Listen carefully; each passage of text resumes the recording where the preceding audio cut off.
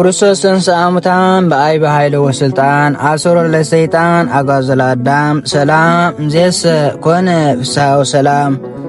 ቶማስ ሰሉስ ቶማስ ተባሂላ ትጽዋዕ። ቶማስ ማለት ፀሓይ ማለት እዩ። ኣብ ዕለት ትንሣኤኡ ሰንበት ምሸት ጐይታና መድሓኒናን ኢየሱስ ክርስቶስ ሓዋርያት ኣብ ዝተኣከብሉ ኣብ ዕጹም ማዕጾ ኣትዩ ክግለጸሎም ከሎ ኣብ መንጎኦም ቶማስ ሓዋርያ ኣይነበረን።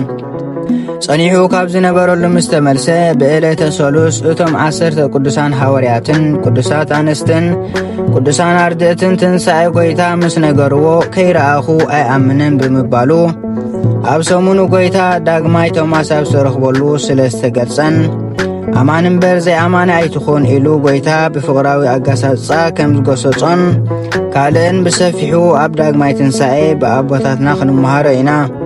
እምበኣር ነዚ መዘከርታ ክኸውን ተባሂሉ እዛ ዕለት ብሓዋርያ ቅዱስ ቶማስ ተጸዊዓ።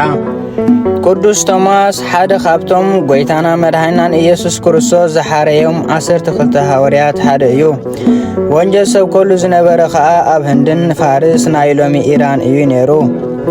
ኢየሱስ ከኣ ሳላ ዝረኣኻኒ ኢኻ ዝኣመንካ እቶም ከይረኣዩ ዝኣምኑ ብፅዓን እዮም በሎ።